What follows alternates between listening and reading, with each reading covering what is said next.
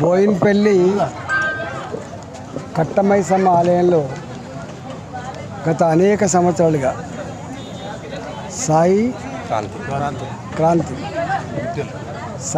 క్రాంతి పేరిట 2000 మందికి 3000 మందికి ప్రతి నెల అమావాస్య రోజు పేద ప్రజలకి కడుపు నిండా అన్నం పెట్టేటువంటి కార్యక్రమాన్ని కొనసాగిస్తున్నారు.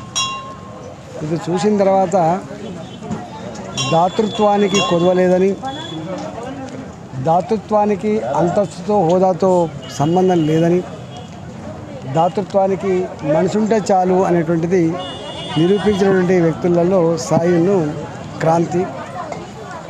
ఇది మరింత కాలం కొనసాగేటువంటి భాగ్యాన్ని అమ్మవారు వీరికి కలిగించాలని చెప్పి మనస్ఫూర్తిగా కోరుకుంటూ, ఇక్కడ పేదలకు అన్నం పెట్టిన ఎవ్వరు చెడిపోరు, కడుపు నుండి అన్నం పెట్టినలకు పుణ్యం దక్కేటువంటి ఆస్కారం ఉంటుంది. కాబట్టి కట్టమైసమ్మ ఆశీస్సులు ఈ కుటుంబానికి నిండుగా ఉండాలని చెప్పి కోరుకుంటా ఉన్నాం. నేను భారతీయ జనతా పార్టీ అభ్యర్థిగా ప్రచారంలో భాగంగా నన్ను ఇక్కడికి పిలవడం జరిగింది. వాళ్ళు నేను చూసి నిజంగా సంతోషం అనిపించింది. పేదలకు ఇట్లాంటి కేంద్రాలు, ఇలాంటి దాతృత్వాలు చేసేటువంటి మనుషులు మరింత పెరగాలని, ఎదగాలని కోరుకుంటున్నాను. మీ భారతీయ జనతా పార్టీ అభ్యర్థిగా మిమ్మల్ని అనౌన్స్ చేసిన తర్వాత పోటీ ఏ విధంగా ఉండవు? యాక్చువల్గా మల్కాజ్గిరి పార్లమెంట్కి పరిధిలో చూస్తున్నాం, కాంగ్రెస్ పార్టీ నుంచి కానీ బీఆర్ఎస్ పార్టీ నుంచి కానీ పోటీ చేయడానికి కూడా ఎవరు ముందుకు వస్తలేదు. ఏదో ముఖ్యమంత్రి గారు నిన్న ప్రగల్భాలు పలికే ప్రయత్నం చేసిండు, ఈటల రాజేందర్ అంటూనే శంకించే ప్రయత్నం చేసిండు. ముందు తెలుస్తుంది ఈటల రాజేందర్ ఎవరో, ఈటల రాజేందర్ పదునేందో, ఆయన వాడేందో వీడేందో తెలుస్తుంది. అధికారం రాగానే అన్నీ మర్చిపోతే బాగుండదు.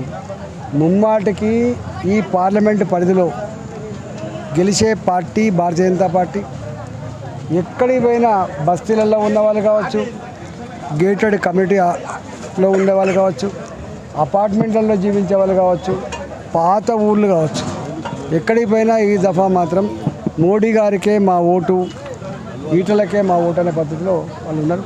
ఇక్కడ నా 22 సంవత్సరాల రాజకీయ ప్రస్థానం, ఇలా ప్రతి గల్లీలో ఆనాటి తెలంగాణ పోరాట ఆనవాళ్ళు ఉన్నాయి. కాబట్టి ఆర్థిక మంత్రిగా ఏం చేసినో, ఆరోగ్య మంత్రిగా ఉన్న సందర్భంలో కరోనా వస్తే పేద ప్రజానికానికి ఎట్లా ఆదుకున్నామో ఆ చరిత్ర అంతా కూడా వాళ్ళ కళ్ళ ముందు ఉంది. కాబట్టి ప్రజలంతా స్పష్టంగా మోడీ గారికే మా ఓటు, ఈటలకే మా ఓటు అనే పద్ధతిలో ఉన్నారు. ఇక్కడ వేరే పార్టీలకు ఇలా ఎక్కడా స్కోప్ లేదు.